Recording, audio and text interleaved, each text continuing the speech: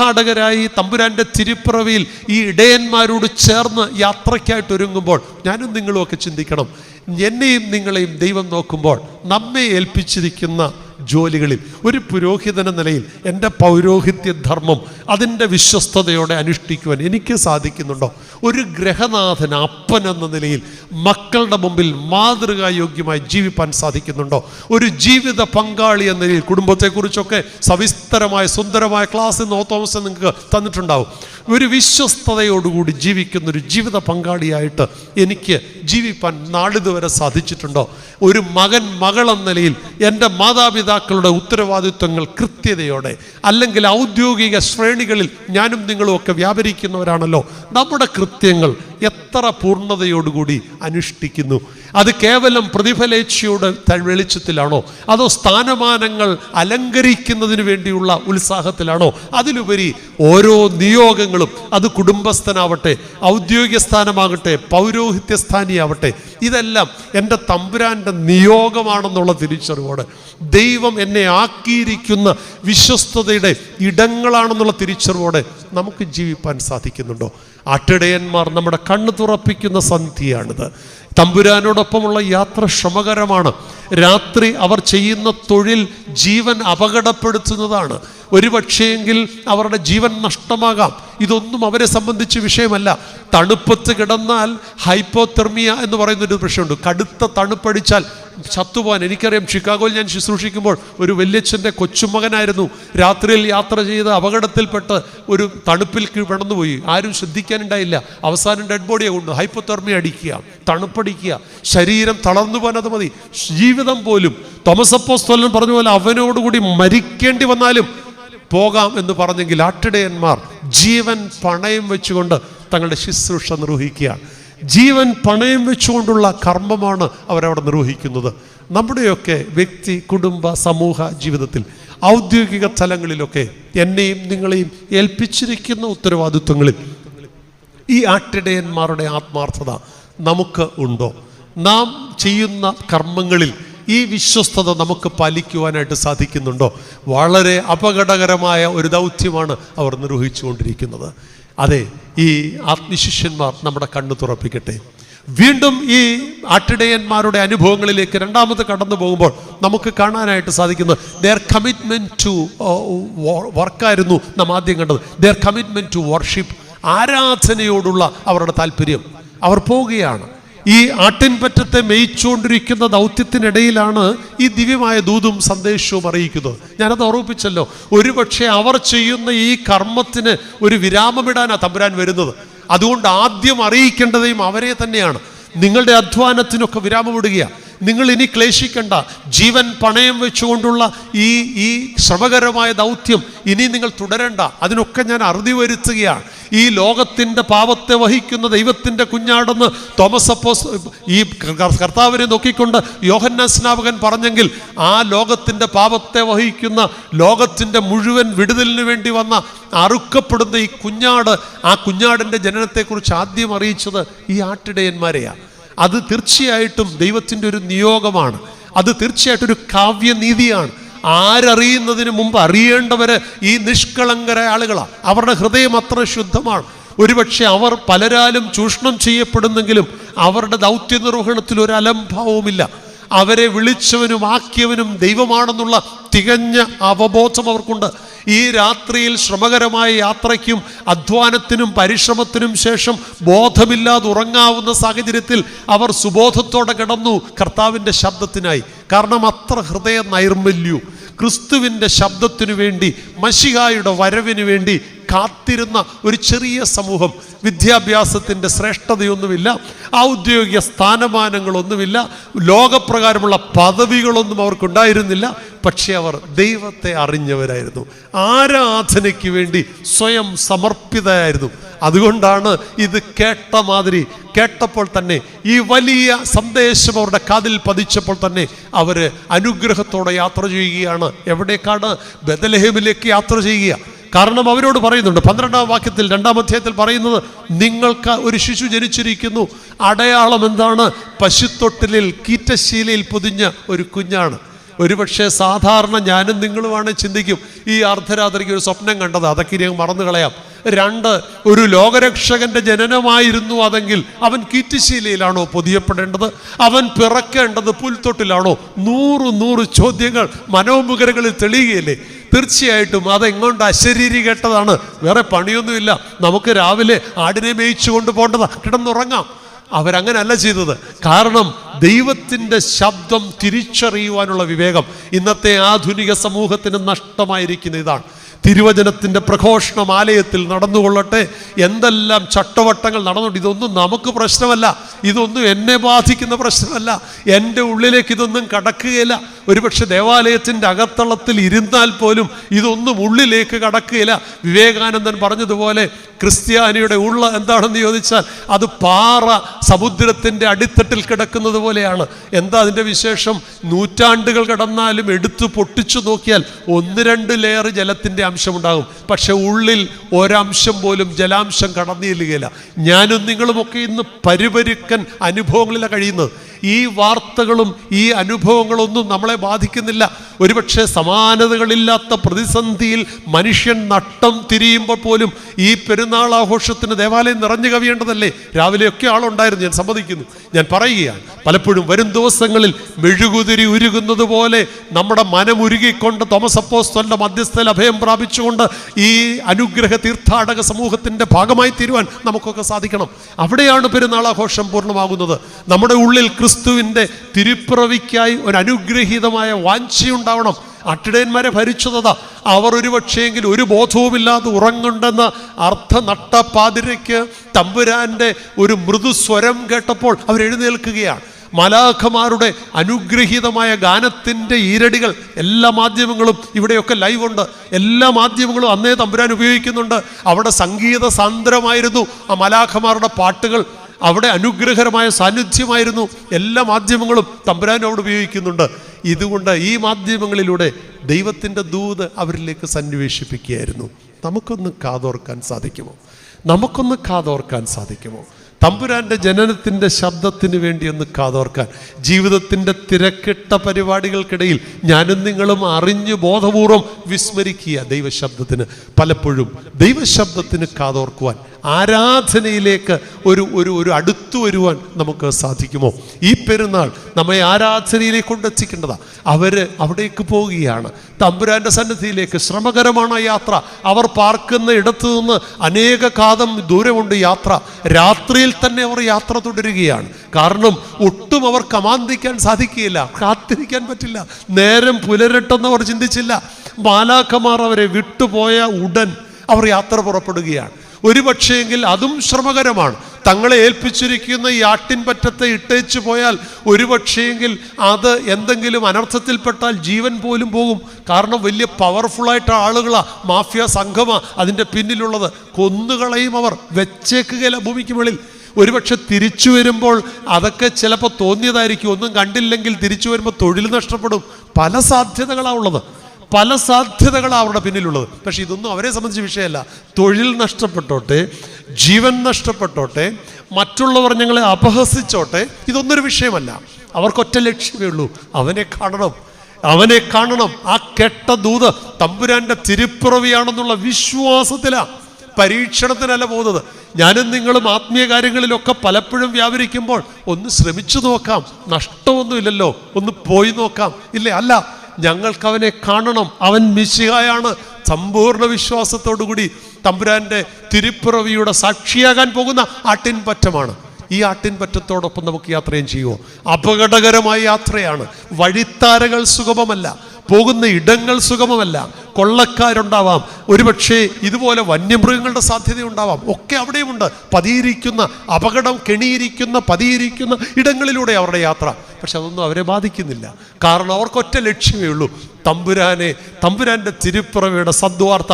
അത് കാതുകുളിർക്കെ കേട്ടാൽ പോത്ര, കണ്ണ് കുളിർക്കെ കാണണം. ആ പശു ആദ്യം പറഞ്ഞതുപോലെ അവനെ കൺകുളിർക്കെ കാണാൻ ഭാഗ്യം സിദ്ധിച്ചു എന്ന് അഭിമാനിച്ചതുപോലെ അവർക്കും കാണണം. അതെ, ഇടയന്മാരെ പോലെ do we have that commitment about the worship? ആരാധനയെക്കുറിച്ചൊരു ബോധ്യം. നമ്മളൊക്കെ ആരാധനയിൽ പങ്കെടുക്കുന്ന സമയം ഓരോരുത്തരും അവരോട് തന്നെ ചോദിച്ചാട്ട്, നമസ്കാരമൊക്കെ കഴിയുമ്പോഴത്തേക്ക് അവിടെ ചെല്ലണം, പടിഞ്ഞാട്ട് എടുക്കുമ്പോഴത്തേക്ക് അവിടെ ചെല്ലണം, ഇല്ലേ? പലപ്പോഴും നമ്മൾ കണക്ക് കൂട്ടി തന്നെ ഇറങ്ങുക, കൃത്യമായി കണക്ക് കൂട്ടി തന്നെ ഇറങ്ങുക. ആരാധനയോടുള്ള നമ്മുടെ മനോഭാവം എന്താണ്?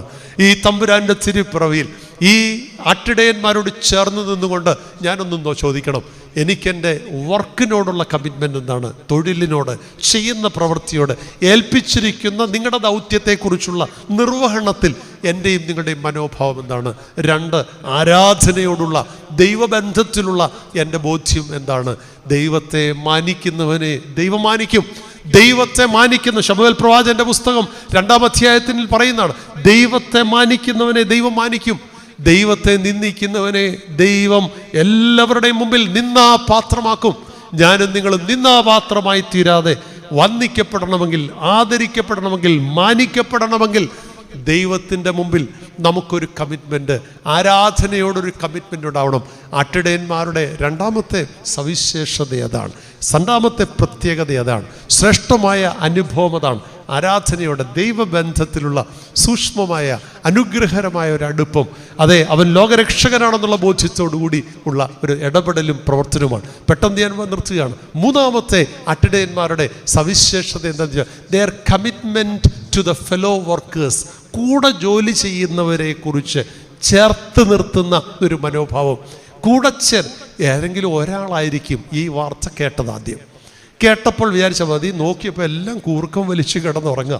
എടാ, എനിക്ക് ഈ ഭാഗ്യം കിട്ടി, ഇനിയിപ്പോൾ ഞാനങ്ങ് സിദ്ധനാകാം, ഇനിയിപ്പോൾ ഞാൻ എന്ത് പറഞ്ഞാലും അവന്മാർ കേട്ടോട്ടെ എന്ന് പറഞ്ഞാൽ മതിയായിരുന്നു. ഇല്ല, അവരുടെ മനോഭാവം അതായിരുന്നില്ല.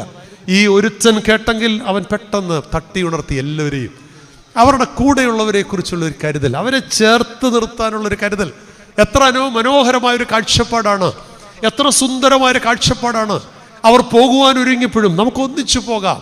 അവിടെ ആരാധിച്ചപ്പോഴും അവർ ഒന്നിച്ച് ആരാധിക്കുക, അവർ മടങ്ങുമ്പോഴും അവർ ഒന്നിച്ചു മടങ്ങുകയാണ്. എത്ര കൂട്ടായ്മയുടെ, ഫെലോഷിപ്പിൻ്റെ. എവിടെയും കൂട്ടായ്മ വേണ്ട, എൻ്റെ കുടുംബജീവിതത്തെങ്കിലും, എൻ്റെ ജീവിത പങ്കാളിയോടുള്ള ബന്ധത്തിലെങ്കിലും, എൻ്റെ ജീവിത പങ്കാളി എല്ലാത്തിലും ഞാൻ ഒട്ടും താഴ്ത്താതെ ചേർത്ത് നിർത്തുന്ന ഒരു നല്ല മാതൃകായോഗ്യമായ കുടുംബമാണ് എൻ്റെതെന്ന് പറയാൻ എത്ര പേർക്ക് സാധിക്കും? മക്കളും അപ്പനും അമ്മയും അടങ്ങുന്ന കുടുംബം ഒരു കൈവിരൽ ചേർത്തു പിടിക്കുന്നത് പോലെ ഐക്യത്തിൻ്റെ കൂട്ടായ്മയാണ് എൻ്റെ വീടുകൾ എന്ന് പറയാൻ സാധിക്കുമോ? ഒരേ അപ്പത്തിൻ്റെ അംശികളായി ആരാധനാലയങ്ങളിൽ ഒരുമിച്ച് ആരാധിക്കുകയും കൂടുകയും ചെയ്യുമ്പോൾ മനസ്സുകൊണ്ടൊക്കെ എത്രയോ അകലങ്ങളിലാണ്, എത്രയോ കാതം അകലെയാണ് ഓരോ വ്യക്തികളും തമ്മിൽ എന്ന് സ്വയം ആത്മശോധന ചെയ്യേണ്ട സമയമാണ്. ഇവിടെയാണ് ആട്ടിടയന്മാരുടെ സവിശേഷകരമായ പ്രത്യേകത, their commitment to the fellow being, അവരുടെ സഹപ്രവർത്തകരോടുള്ള അനുഗ്രഹകരമായ ഇടപെടൽ, അവരോടുള്ള അനുഗ്രഹകരമായ ബന്ധം, അത് ചേർത്ത് നിർത്തുന്ന. ഈ നന്മ ഒരാൾ മാത്രം കേൾക്കേണ്ടതല്ല, ഈ നന്മ ഒരാൾ മാത്രം കാണേണ്ടതല്ല. ഒരുപക്ഷെ അവർക്ക് സിദ്ധനാകാനൊക്കെ സാധിക്കും. ഇപ്പോഴങ്ങനല്ലേ, എന്തെങ്കിലും ഒരു വെളിപ്പാട് കിട്ടിക്കഴിഞ്ഞാൽ പിന്നെ അങ്ങ് സിദ്ധനാകുക. അവിടെയും ഇവിടെയൊക്കെ അമ്മമാരുടെ എണ്ണം കൂടിക്കൊണ്ടിരിക്കുക, വലിയ സിദ്ധന്മാരുടെ എണ്ണം കൂടിക്കൊണ്ടിരിക്കുക. ഈ ഒരു കാലഘട്ടത്തിലാണ് ഞാനും നിങ്ങളും ചിന്തിക്കേണ്ടത്. എത്ര സുന്ദരമായ അത്, ദൈവത്തിൻ്റെ ശബ്ദം എല്ലാവർക്കും കേൾക്കുവാനുള്ള അവസരമുണ്ടാവണം. തൻ്റെ സഹപ്രവർത്തകരെ ചേർത്ത് നിർത്തിക്കൊണ്ട് അവരോടൊപ്പം ഒന്നിച്ച് യാത്ര ചെയ്യുന്ന നമ്മുടെ കുടുംബങ്ങളിൽ ഒന്നിച്ച് യാത്ര ചെയ്യാൻ സാധിക്കുമോ? അപ്പനും മക്കളും ഒന്നിച്ച് യാത്ര ചെയ്യാന്ന് പറഞ്ഞാൽ ഒരേ മാനസികാവസ്ഥയിൽ, ഒരേ വേവ് ലെങ്തിൽ. എനിക്കറിയാവുന്ന ഒത്തിരി കുടുംബങ്ങളുണ്ട്, മാതാപിതാക്കളും മക്കളും തമ്മിൽ ഒരു ബന്ധവുമില്ലാതെ, അവൻ നഷ്ടപ്പെട്ടോട്ടെ, അല്ലെ അവൾ പൊയ്ക്കോട്ടെ, എനിക്കെൻ്റെ മകളല്ല മകനല്ല എന്ന് പോലും ഉച്ചത്തിൽ പറയുന്ന അപ്പൻ്റെയും അമ്മയുടെയും ചിത്രങ്ങൾ, ശബ്ദങ്ങൾ ഈ കാതുകൊണ്ട് കേൾക്കാനിടയായിട്ടുണ്ട്. എത്ര വൈകൃതമാണ് നമ്മുടെ ലോകം. നമ്മുടെയൊക്കെ ആളുകൾ എത്രയോ ദൈവത്തിൽ നിന്ന് അകലെയാണ്. ശാന്തമായി ചിന്തിപ്പാൻ സാധിക്കണം. ഒരുപക്ഷെ കുടുംബജീവിതത്തിലേക്ക് ഇരുകരങ്ങളും ചേർത്ത് പിടിച്ച് നിങ്ങൾ 2 അല്ല 1 ആണെന്നൊക്കെ പറഞ്ഞ് പള്ളിയുടെ പടിയിറങ്ങി വീട്ടിൽ ചെല്ലുന്നതിന് മുമ്പ് 2 പാത്രമായി തീരുന്ന എത്രയോ ആളുകളുള്ള ഒരു ലോകമാണ്. വിവാഹത്തിൻ്റെ നിശ്ചയമെല്ലാം കൃത്യമായി ഉറപ്പിച്ച് കല്യാണത്തിൻ്റെ തലേദിവസം രാത്രിയിൽ ആൾ വിട്ടേക്കുന്നു, വേണ്ട, ആ കല്യാണം വേണ്ട. എന്താ മനുഷ്യൻ എന്താ സംഭവിച്ചുകൊണ്ടിരിക്കുന്നത്? ഞാൻ സ്വയം ആലോചിക്കണം. നമ്മുടെ സഹകൂട്ടുകാരോട്, പ്രവർത്തകരോടുള്ള മാനസികാവസ്ഥ എന്താണ്? സഹജീവികളോടുള്ള നമ്മുടെ മനോഭാവം എന്താണ്? ആരെയും ദ്വേഷിക്കാനും തള്ളിക്കളയുവാനും അവരെ ഇല്ലായ്മ ചെയ്യുവാനും പോലും ശ്രമിക്കുന്ന ഒരുപക്ഷെ കയീന്മാരുടെ അനുഭവങ്ങളല്ലേ, ഹാബേലിനെ ഇല്ലായ്മ ചെയ്ത കയീന്മാരുടെ ലോകത്തല്ലേ ഞാനും നിങ്ങളുമൊക്കെ ജീവിക്കുന്നത്. ഇന്ന് പകൽക്കാലം മുഴുവൻ നാം കേട്ട വാർത്തകൾ ഇതാണ്. മനുഷ്യനെ പരസ്പരം കൊന്നൊടുക്കുന്നത്, ഒരു കോഴിയെ കൊല്ലുന്നതിന് പോലും അറയ്ക്കുന്ന മനുഷ്യരുടെ മുമ്പിൽ മനുഷ്യനെ പച്ചജീവനത്തെ കൊല്ലുവാൻ എങ്ങനെ സാധിക്കുന്നു? എന്തേ ഇത് സംഭവിക്കുന്നു? സഹജീവികളിൽ ദൈവത്തിൻ്റെ സ്വരൂപം സാദൃശ്യം എന്തേ മനുഷ്യൻ തിരിച്ചറിയാതെ പോകുന്നു? അവനും സഹജീവിയാണെന്ന് എന്തുകൊണ്ട് നമുക്ക് തിരിച്ചറിയാൻ കഴിയാതെ പോകുന്നു? ജന്മം കൊടുത്ത മക്കളെ എന്തുകൊണ്ട് മാതാപിതാക്കൾക്ക് തിരിച്ചറിയാൻ കഴിയാതെ പോകുന്നു? ജീവിതം മുഴുവൻ വിട്ട് ജീവിത പങ്കാളിയോട് ഒത്തുചേർന്നവരെ എന്തുകൊണ്ട് ഉപേക്ഷിക്കുവാൻ സാധിക്കുന്നു? ഇത് നാം തിരിച്ചറിയേണ്ടുന്നതാണ്. ഇവിടെയാണ് ആട്ടിടയന്മാർ വലിയ ശ്രേഷ്ഠതയൊന്നും ഉണ്ടായിരുന്നില്ല, വലിയ വിദ്യാഭ്യാസ യോഗ്യതയൊന്നും ഉണ്ടായിരുന്നു. പക്ഷേങ്കിൽ അവർ മനോഹരമായ പ്രതികരണമാണ്. സഹജീവികളെ ചേർത്ത് നിർത്തുന്ന, സഹപ്രവർത്തകരെ ചേർത്ത് നിർത്തുന്ന, എല്ലാം നന്മയുടെയും പങ്കിടാനുള്ളതാണെന്നുള്ള തിരിച്ചറിവോടെ ചേർത്ത് നിർത്തുന്ന ശ്രേഷ്ഠമായ ഭാവമാണ് ഈ അനുഗ്രഹീത ആട്ടിടയന്മാരിൽ കാണുന്നത്. നമ്മുടെ ജീവിതത്തിൽ ഈ ഒരു പങ്കിടൽ നമ്മുടെ കുടുംബങ്ങളിൽ, നമ്മുടെ ജീവിതങ്ങളിൽ, നമ്മുടെ അനുഭവങ്ങളിൽ നമുക്കുണ്ടാകുമോ? 5 മിനിറ്റ് കൊണ്ട് ഞാൻ വാക്ക് നിർത്തുക. 7:30 തുടങ്ങി 8:30 നിർത്തുക. അതുകൊണ്ട് നമുക്ക് ഈ ഒരു ഭാവം നമ്മുടെ ജീവിതത്തിൽ ഉണ്ടാകുവാൻ തക്കവണ്ണയാകുമോ? നമുക്ക് ആ ഒരു ഭാവം നമ്മുടെ ജീവിതത്തിൽ വളർത്തിയെടുക്കുവാൻ തക്കവണ്ണം സാധിക്കുമോ? ദൈവം ആഗ്രഹിക്കുന്നതാ. നമ്മുടെ സന്നിധിയിലേക്ക് വരുമ്പോൾ നിന്റെ സഹോദരൻ എവിടെ? കയ്യനോട് ചോദിച്ച ചോദ്യത്തിന് നമുക്ക് ഉത്തരം കൊടുക്കുവാനായിട്ട് സാധിക്കണം. കയ്യനോട് മാത്രമല്ല, ആധുനിക കയ്യന്മാരെല്ലാം കൊടുക്കേണ്ട ചോദ്യം, നിന്റെ സഹോദരൻ എവിടെ? ആരാധനാലയത്തിലേക്ക് ആരാധിക്കുവാൻ വരുമ്പോൾ നിന്റെ സഹോദരനോട് നിരന്നിട്ടാണോ നീ കടന്നു വരുന്നത്? ഈ പെരുന്നാൾ ആഘോഷത്തിലേക്ക് കടന്നു വരുമ്പോൾ നീ നിരപ്പിന്റെ ശുശ്രൂഷയിലേക്ക് കടന്നു വരാൻ സാധിക്കുന്നുണ്ടോ? തമ്പുരാന്റെ തിരുപ്പിറവിയിലേക്ക് കടന്നു വരുമ്പോൾ സ്വർഗവും ഭൂമിയും അനുരഞ്ജിക്കുന്ന അനുരഞ്ജനത്തിന്റെ പെരുന്നാളാണ് തമ്പുരാന്റെ തിരുപ്പിറവി. നിനക്ക് അനുരഞ്ജനത്തോടെ വരാൻ സാധിക്കുമോ? ആട്ടിടയന്മാർ ചേർന്ന് നടന്നതുപോലെ നമുക്ക് ഒന്നിച്ച്, വീട്ടിലുള്ളവരെങ്കിലും ഒന്നിച്ച് ചേർന്ന് ഒരേ മനോഭാവത്തിൽ, ഒരേ മാനസികാവസ്ഥയിൽ, ഒരേ ആത്മാവിൽ നമുക്ക് നടന്നു നീങ്ങുവാൻ സാധിക്കുമോ? അവിടെ ക്രിസ്തു ദർശനം ഉണ്ടാവുകയുള്ളൂ. തമ്പുരാന്റെ തിരുദർശനം, തിരുപ്പിറവി നമുക്ക് കാണണമെങ്കിൽ വിശുദ്ധിയോടൊപ്പം നമുക്ക് അനിവാര്യമായിരിക്കുന്നത് അനുരഞ്ജനത്തിൻ്റെ ആത്മാവ് ഉൾക്കൊള്ളുവാനുള്ള ആഹ്വാനമാണ് കർത്തൃശിഷ്യൻ, പ്രത്യേകിച്ച് ആട്ടിടയന്മാർ ഈ സന്ധ്യയിൽ പരിശുദ്ധ തോമസ് അപ്പോസ്തലന്റെ വാക്കിലൂടെ ചേർത്തുവെച്ച ഈ ആട്ടിടയന്മാർ നമുക്ക് തരുന്ന സന്ദേശം അത് തന്നെയാണ്. മരിക്കേണ്ടി വന്നാലും അവനെ കാണുവാൻ പോകുവാൻ അവർക്ക് വലിയ ശ്രേഷ്ഠമായ ഒരു അനുഭവമായി തീർന്നു, പ്രോത്സാഹനമായി തീർന്നത്, അവർക്ക് വലിയ ഒരു ശ്രേഷ്ഠമായ ജീവിത അനുഭവം അവർക്ക് ഉണ്ടായത് കാരണം മറ്റൊന്നല്ല, ഈ ദൈവികമായ അനുഭവത്തിൽ അവർ ജീവിച്ചു എന്നുള്ളതുകൊണ്ട് അവരൊന്നിച്ചു ചേർന്നു നിന്നു എന്നുള്ളതാണ്. ഒരു കാര്യം കൂടെ പറഞ്ഞ് 2 വാക്ക് നിർത്തുക. ആട്ടിടയന്മാരുടെ 4ാമത്തെ പ്രത്യേകത എന്ന് പറയുന്നത് their commitment to the world, ലോകത്തോടുള്ള പ്രതിബദ്ധത, സമൂഹത്തോടുള്ള പ്രതിബദ്ധത. ഞാൻ ആദ്യം പറഞ്ഞു their commitment to work, their commitment to worship, their commitment to fellow workers, and 4th one their commitment to the world, ലോകത്തോടുള്ള സമൂഹത്തോടുള്ള പ്രതിബദ്ധത. ഇവിടെ വേദപുസ്തകത്തിൽ കാണുന്നുണ്ട്, ഈ ദീർഘദൂരം അവർ ശ്രമകരമായ ദൗത്യം അപകടം പതിയിരിക്കുന്നിടത്തൂടെ അവർ കടന്നു എന്ന് തമ്പുരാൻ്റെ ആ അനുഗ്രഹീത ആലയത്തിലേക്ക് ചെല്ലുകയാണ്. ബേത്ലഹേമിലെ കലിത്തൊഴുത്തിൽ ചെല്ലുകയാണ്. അവർ ആട്ടിൻകുട്ടികളെയൊക്കെ ചിലർ കയ്യിൽ ഏന്തിയിട്ടുമുണ്ട്. നമ്മൾ അതുകൊണ്ടാണ് ഇപ്പോഴും ഈ ആട്ടിടയന്മാർ പോകുന്നുണ്ട്. അവരൊപ്പം ബലഹീനമായവയൊക്കെ ചിലപ്പം അവർ നെഞ്ചോട് ചേർത്ത് പിടിച്ചിട്ടുണ്ട്. ഊനമില്ലാത്തതായി വളർത്തുവാനുള്ള പരിശ്രമത്തിനിടയിൽ എന്തെങ്കിലും വിപത്തുകളുണ്ടെങ്കിലും അവരെ തള്ളിക്കളയുന്നില്ല, അവർ ചേർത്ത് നിർത്തുന്ന ആട്ടിടയന്മാരെ കാണുന്നത്. അവർ അവിടെ വെച്ച് പൂർത്തീകരിക്കുന്നില്ല. അവർ ഈ വണങ്ങിയതിന് ശേഷം, ആരാധിച്ചതിന് ശേഷം അവർ മടങ്ങുകയാണ്. മടങ്ങിയെന്ന് മാത്രമല്ല വേദോസി പറയുന്നത്, 20ാം വാക്യത്തിൽ പറയുന്നത് പാടിയും പുകഴ്ചയും കൊണ്ട് ലോകത്തോട് അവർ വിളിച്ചു പറയുക. നമുക്കൊക്കെ ഒരു വലിയ ദൗത്യമുണ്ട്. ഒരുപക്ഷെ ഇതെല്ലാം സന്തോഷം അനുഭവിച്ചിട്ട് ഇനിയും ഞങ്ങൾക്ക് ഈ ശ്രമകരമായ ആട്ടിൻകുട്ടിയൊന്നും വളർത്തണ്ട, ലോകത്തിൻ്റെ കുഞ്ഞാടിഞ്ഞെത്തി എന്ന് പറഞ്ഞുകൊണ്ട് അവർക്ക് അവിടെ തന്നെ കഴിച്ചു കൂട്ടാമായിരുന്നു. പണ്ട് തമ്പുരാൻ 2-3 പേരെ കൂട്ടിക്കൊണ്ടുപോയി താബോറിൻ്റെ ഔന്നത്യത്തിലാണ്. താബോറിൻ്റെ ഔന്നത്യത്തിൽ തമ്പുരാൻ തേജസ്കരണമൊക്കെ കൊണ്ട് കഴിഞ്ഞപ്പോൾ കർത്താവിൻ്റെ ഒരു ശിഷ്യൻ ഒരു വാക്ക് പറഞ്ഞു. എന്താണെന്നറിയോ? നമുക്ക് ഇനി എങ്ങോട്ടും പോകണ്ട, ഇവിടെ തന്നെ ഇരിക്കാം. വേണമെങ്കിൽ വന്നാൽ അത്യാവശ്യം വന്നാൽ 2-3 കുടിലും കെട്ടാം, 3 കുടിൽ കെട്ടാം. ആരാ പറഞ്ഞത്? പത്രോസ് പറയുക. ഇവിടെ ഇരിക്കാം, 3 കുടിലും കെട്ടി ഇവിടെ ഇരിക്കാം. അതല്ല ഒരു ദൈവ പൈതലിൻ്റെ ദൗത്യം, അതല്ല. അവൻ അനുഭവിച്ചറിഞ്ഞ ദൈവിക അനുഭവം പങ്കിടുവാൻ നമുക്ക് സാധിക്കണം. ആരാധനയിൽ സംബന്ധിക്കുമ്പോൾ ആരാധനയുടെ ഒരു എക്സ്റ്റൻഷനാണ് ജീവിതം. അത് പങ്കിടാൻ സാധിക്കണം, മറ്റുള്ളവർക്ക് പങ്കിടാൻ സാധിക്കണം. സുവിശേഷക്രമം വേറെ വാവുവച്ചനോട് ഓർപ്പിച്ചല്ലോ, ഇത് മുറിച്ചു തരികയാണ്. ഇത് പങ്കിടാൻ സാധിക്കണം. എനിക്കും ഭാര്യയ്ക്കും മക്കൾക്കും അല്ല, പങ്കിടാൻ സാധിക്കണം. ഈ ലോകത്തിൻ്റെ മുമ്പിൽ അവർ വിളിച്ചു പറയുക.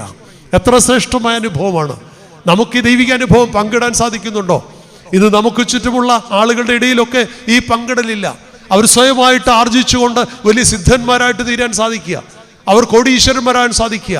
വേദനയുടെ സുവിശേഷം അവർക്കില്ല, കോടികളുടെ സുവിശേഷമേ ഉള്ളൂ. ഈ ദിവസങ്ങളൊക്കെ വൈറലായിരിക്കുന്നതല്ലേ? തമ്പുരാൻ അന്ന് വന്നിരുന്നെങ്കിൽ ബർമുഡായിട്ട് പോകുമായിരുന്നു എന്നൊക്കെ പറയാൻ നിന്നയില്ലാത്ത അല്ലെങ്കിൽ ലജ്ജയില്ലാത്ത ഒരു സുവിശേഷ സമൂഹത്തിൻ്റെ നടുവിലാണ് ഞാനും നിങ്ങളുമൊക്കെ ജീവിക്കുന്നത്. ഇവിടെയാണ് ആട്ടിടയന്മാരുടെ വിനയാന്വിതമായ നമസ്കാരവും ശുശ്രൂഷയും പ്രാർത്ഥനയും സമർപ്പണവും ലോകത്തോടുള്ള പ്രതിബദ്ധതയും അവർ കാട്ടുന്നത്. അവർ ദൈവസന്നിധിയിലേക്ക് അനുഗ്രഹത്തോടെ പോവുകയാണ്, മടങ്ങി വരികയാണ്. തൻ്റെ സമൂഹത്തോട് ഈ സദ്വർത്തമാനം അറിയിക്കുവാൻ തക്കവണ്ണം അവർ കേട്ട സദ്വർത്തമാനം, കണ്ട സത്യം മറ്റുള്ളവർക്ക് പങ്കിടുവാനായിട്ട് ലോകത്തിലേക്ക് ഇറങ്ങി വരുന്ന വലിയൊരു ദൗത്യമാണ് നമുക്കുള്ള. ഭക്തി എന്ന് പറയുന്നത് കേവലം ദൈവസന്നിധിയിൽ മുട്ടുകുത്തുന്നത് മാത്രമല്ല ഭക്തി. കേവലം മുട്ടുകുത്തലല്ല ഭക്തി. ഈ മുട്ടുകുത്തിയെടുക്കുന്ന ആധ്യാത്മികതയുടെ വലിയ ഒരു ആത്മീയ അനുഭവമുണ്ടല്ലോ, അത് പങ്കിടാൻ സാധിക്കണം. അതുകൊണ്ടാണ് ക്രിസ്തു ലോകത്തോട് പറഞ്ഞത് ഏറ്റവും വലുത് 2 കൽപ്പനകളാണ്. ഒന്ന് ദൈവത്തെ ആരാധിക്കുക, 2 നിന്റെ സഹോദരനെ സ്നേഹിക്കുക, അയൽക്കാരനെ സ്നേഹിക്കുക. തമ്പുരാൻ പറഞ്ഞതാ. നമുക്ക് വലിയ പ്രതിബദ്ധതയായി സമൂഹത്തോടുള്ളത്. ഇവിടെ ഈ ശൂരനാട് പ്രദേശത്ത് അനുഗ്രഹത്തോടെ ഈ ആലയം കെട്ടിപ്പൊക്കി എല്ലാ കാര്യങ്ങളും സുഭിക്ഷമായി നടക്കുമ്പോൾ നമുക്ക് ഒരു വലിയ ദൗത്യമുണ്ട്. ഈ പെരുന്നാളിൽ ഇതിന് ചുറ്റുവട്ടത്തിൽ ഈ ശബ്ദപരിധിയിൽ ഏതെങ്കിലും വീടുകൾ അത്താഴത്തിൻ്റെ പട്ടിണിക്കാരുണ്ടോ? രോഗം വന്നിട്ട് ചികിത്സിക്കാൻ നിവൃത്തിയില്ലാത്ത ആളുകളുണ്ടോ? അന്തി ഉറങ്ങാൻ അടിച്ചുകെട്ടുള്ള വീടില്ലാത്ത ആളുകളുണ്ടോ? ഇത് നമ്മുടെ ഉത്തരവാദിത്വമാണ്, സഭയുടെ ദൗത്യമാണ്, ഈ ഇടവകയുടെ ദൗത്യമാണ്. നമ്മുടെ വീടിൻ്റെ ചുറ്റുവട്ടങ്ങളിൽ അങ്ങനെ വേദനിക്കുന്ന അനുഭവങ്ങളുടെ നടുവിൽ നീ വലിയ സമൃദ്ധമായ സദ്യ ക്രിസ്മസിന് ഒരുക്കിയിട്ട് ഒരു കാര്യവുമില്ല. അത് നിന്റെ മേൽ അത് കുറ്റപത്രമായിട്ട് വരാനിടയാകും. അതുകൊണ്ട് നമ്മുടെ ദൗത്യം ഇതാ, ഒരു സാമൂഹിക പ്രതിബദ്ധതയാണ്. നമുക്ക് വലിയ ഉത്തരവാദിത്വമുള്ളത്. ഇപ്പോഴത്തെ പരിശുദ്ധ കാതോലിക്ക ബാബയുടെ പ്രത്യേകത അതാ. അദ്ദേഹം പറയുന്നത് സഭയുടെ സുവിശേഷം അതാണ്, സഭയുടെ ദൗത്യം അതാണ്. അദ്ദേഹം ലോകത്തോട് വിളിച്ചു പറയുന്നതിൻ്റെ കർമ്മവീഥികളിലൂടെയാണ്. നമുക്കും ചെയ്യാൻ സാധിക്കുമോ? ആട്ടിടയന്മാർ ഒരുപക്ഷെ സുപക്ഷമായി അവർക്ക് കിട്ടിയ ദിവ്യദൂത് മാനിച്ചുകൊണ്ട് അവിടെ ആ പശുശാലയിൽ അല്ലെങ്കിൽ ഗോശാലയിൽ അവർക്ക് ശിഷ്ടായുസ് വലിയ അനുഭവത്തിൽ കഴിഞ്ഞുകൂടാമായിരുന്നു. ദൈവം അവർക്കെല്ലാം ഒരുക്കി കൊടുക്കുമായിരുന്നു. പക്ഷേങ്കിൽ ആർജിച്ച ദൈവിക കൃപ, ആർജിച്ച ദൈവിക അനുഭവം അത് പങ്കിടുവാനുള്ളതാണ്. ഞാനും നിങ്ങളുമൊക്കെ, നിങ്ങളെല്ലാം തമ്പുരാൻ ലോകത്തോട് പറഞ്ഞത് അപ്പോസ്തലന്മാരോട് മാത്രമല്ല, നമ്മളോടെല്ലാം പറയുന്നു. മത്തായി ശ്ലീഹയുടെ അവസാന വാക്യം അതാ, നിങ്ങൾ ലോകത്തിൻ്റെ അറ്റത്തോളം എൻ്റെ സാക്ഷികളാകണം. ഞാനും നിങ്ങളും സ്വയം ചോദിക്കേണ്ടുന്നൊരു ചോദ്യമുണ്ട്. ഒരുത്തരെയെങ്കിലും നേടാൻ എൻ്റെ കഴിഞ്ഞകാല ജീവിതത്തിൽ സാധിക്കുന്നുണ്ടോ? ഒരു പുരോഹിതൻ്റെ നിലയിൽ എത്ര ആത്മാക്കളെ ആദായപ്പെടുത്തുവാൻ എനിക്ക് സാധിച്ചിട്ടുണ്ട്? ഓരോ വ്യക്തികളും സ്വയം ചോദിക്കേണ്ട ചോദ്യം. പൗരോഹിത്യത്തിൻ്റെ ധർമ്മം മാത്രമല്ല സുവിശേഷം. തമ്പുരാൻ പൗരോഹിതന്മാരോട് മാത്രമല്ല പറഞ്ഞത്, എല്ലാവരോടും പറഞ്ഞതാ. ഞാനും നിങ്ങളും അനുദിന ജീവിതത്തിൽ ആർജിക്കുന്ന ആധ്യാത്മിക അനുഭവം, ചൈതന്യം, ഇത് പങ്കിടാൻ സാധിക്കുന്നുണ്ടോ? കുടുംബാംഗങ്ങളിൽ ആദ്യം യെരൂശലേമിൽ, പിന്നെ യഹൂദിയിൽ, പിന്നെ ലോകമെമ്പാടും. വീട്ടിൽ എൻ്റെ കുടുംബവുമായി ബന്ധപ്പെട്ട് ദൈവത്തെ അറിയാതെ ജീവിക്കുന്ന ആരുണ്ട്? എൻ്റെ ചുറ്റുവട്ടത്തിൽ ആരുണ്ട്? നമുക്ക് അന്വേഷിക്കേണ്ടത് വലിയ ദൗത്യമാണ്. അവനെ കണ്ടെങ്കിൽ ആ കണ്ട് തൃപ്തി അടയുവാൻ, ഇരിക്കുവാനല്ല, ഓടുവാൻ സാധിക്കണം. എന്താണ്? സുവിശേഷവുമായിട്ട് ഓടണം. ശമരിയക്കാരി ഓടുകയാണ്, ഞാൻ കണ്ടു അവൻ മശിഹയാണ്, ഓടുകയാണ് സുവിശേഷവുമായിട്ട്. നമുക്ക് ഓടാൻ സാധിക്കുന്നുണ്ടോ? ഓടുകയാണ്. മഗ്ദലക്കാരി മറിയ ഉജ്ജിതനായ ക്രിസ്തുവിനെ കണ്ടു, അവൾ ഓടുകയാണ്. അവനെ ഉയർത്തെഴുന്നേറ്റു. ആദ്യത്തെ സുവിശേഷക ആരാണെന്ന് ചോദിച്ചാൽ 12 അപ്പോസ്തലന്മാർ പോലുമല്ല, ആ സ്ത്രീയാണ്, മഗ്ദലക്കാരി മറിയാണ് ആദ്യം ഈ ലോകത്തോട് സുവിശേഷം വിളിച്ചു പറഞ്ഞത്. കാരണം ദർശനവും അവൾക്കാണ് ഉണ്ടായത്. നമുക്കൊരു വലിയ ദൗത്യമുണ്ട്. അത് അപ്പോസ്തലന്മാർക്ക് മാത്രമുള്ളതല്ല, പൗരോഹിത്യ സ്ഥാനികൾക്ക് മാത്രമല്ല, ഓരോ സാധാരണക്കാരനുമുണ്ട്. നമുക്ക് മറ്റുള്ളവരോട് ഈ അനുഭവിച്ചറിഞ്ഞ സത്യങ്ങളെ, ദർശിച്ച സത്യങ്ങളെ, ശ്രവിച്ച സത്യങ്ങളെ, അനുഭവിച്ച സത്യങ്ങളെ നമുക്ക് പങ്കിടുവാൻ സാധിക്കുമോ? നമ്മുടെ വലിയ ദൗത്യവും ഉത്തരവാദിത്വവും അതാണ്. അവർ ബേത്ലഹേമിൽ പോയി അങ്ങ് തച്ചിനിരിക്കുകയല്ല ചെയ്തത്, ലോകത്തോട് പിന്നെ വിളിച്ചു പറയുക. എന്നെ കേൾക്കുന്ന വലിയ സമൂഹമേ, തമ്പുരാനോടൊപ്പം അനുഗ്രഹകരമായ 3.5 വർഷക്കാലത്തെ ശ്രേഷ്ഠമായ ശുശ്രൂഷയ്ക്ക് ശേഷം തോമസ് അപ്പോസ്തലൻ അവിടെ എവിടെങ്കിലും കഴിച്ചു കൂട്ടാമായിരുന്നു? ഇല്ല. ഓടി. എവിടെയൊക്കെ ഓടിയത്? ഈ കൊച്ചു ഭാരതത്തിലേക്ക് ഓടുകയാണ്. ഇവിടെ വളരെ ദുഷ്കരമാണ്, അപകടകരമാണ് ഇവിടുത്തെ അനുഭവം. ഇതൊക്കെ അറിയാം. പക്ഷെ വിഷയമല്ല. ചത്തോട്ടെ, മരിച്ചോട്ടെ. കർത്താവിനോട് പറഞ്ഞതുപോലെ മരിക്കേണ്ടി വന്നാലും ഞാൻ പോവുകയാണ്. ഇവിടേക്ക് വന്നത് അതിനു വേണ്ടിയാണ്. അവസാനത്തുള്ളി ചോര ഒഴിക്കുന്നതിന് വേണ്ടിയാണ്. അവൻ പറയുന്നു, 11-ാം അധ്യായത്തിൻ്റെ 16-ാം വാക്യത്തിൽ പറയുന്നു, മരിക്കേണ്ടി വന്നാലും നമുക്ക് പോകാം അവനോടൊപ്പം, മരിക്കേണ്ടി വന്നാലും നമുക്ക് പോകാം. ആ അപ്പോസ്തലന്മാരെ പോലെ തമ്പുരാൻ്റെ തിരുപ്പിറവിയിലും ജീവൻ പണയം വെച്ചുകൊണ്ട് ഇറങ്ങി തിരിച്ച് ഒത്തിരി വ്യക്തിത്വങ്ങളെ കാണും. ഇവിടെ നിഷ്കളങ്കരായ ഈ അനുഗ്രഹീത ആട്ടിടയന്മാരാണ് നിങ്ങളുടെ ശ്രദ്ധയിലേക്ക് തോമസ് അപ്പോസ്തലൻ്റെ വചസ്സുകൾ ചേർത്ത് വയ്ക്കുവാൻ പറ്റിയ ഒരു ചെറിയ സമൂഹമായി ഈ സന്ധ്യയിൽ കണ്ട് അവരുടെ ജീവിതത്തിൻ്റെ സമസ്ത മേഖലകളിലേക്കുമുള്ള ഒരു ചെറിയ എത്തിനോട്ടമാണ് അവർക്ക് ലോകത്തോട്, തൻ്റെ തൊഴിലിനോട്, ദൈവത്തോട്, ഒപ്പം തൻ്റെ സഹപ്രവർത്തകരോട് തന്നെയല്ല തങ്ങളുടെ ലോകത്തോടുള്ള പ്രതിബദ്ധത. their commitment to work, their commitment to worship, their commitment to fellow workers, their commitment to the world. ലോകത്തോട് എല്ലാ പ്രതിബദ്ധതയും പൂർണ്ണതയോട് ഉൾക്കൊണ്ടുകൊണ്ട് ദൈവഹിതത്തിന് സ്വയം സമർപ്പിതരായ ആട്ടിടയന്മാരിൽ പ്രീതിപ്പെട്ടവനായ ക്രിസ്തു നമുക്കും ഈ തിരുപ്പിറവിയിൽ കേവലം ഒരു അനുഷ്ഠാനത്തിൻ്റെ ഭാഗമായിട്ടല്ല, ആചരണത്തിൻ്റെ ഭാഗമായിട്ടല്ല, കേവലം ഒരു ആഘോഷവും അനുസ്മരണവുമായി കടന്നു പോകാതെ ഒരു അനുഭവമായി, അതെ പൗലോസ് അപ്പോസ്തലൻ ഗലാത്യ ലേഖനത്തിൽ പറഞ്ഞ ക്രിസ്തു ഹൃദയത്തിൽ ഉരുവാകുന്ന അനുഭവം. അവൻ ഹൃദയത്തിൽ ഉരുവായാൽ ആ ഹൃദയത്തിൽ നിന്ന് നന്മയുടെ അച്ഛനോ ആ പമൂത്തിൽ പറഞ്ഞില്ലേ നദി ഒഴുകട്ടെ, ആ നദി ഒഴുകട്ടെ, അത് ചെല്ലാവുന്നിടത്തൊക്കെ ചെന്ന് ചേരട്ടെ, എല്ലാ തിന്മയും കഴുകിക്കളയട്ടെ.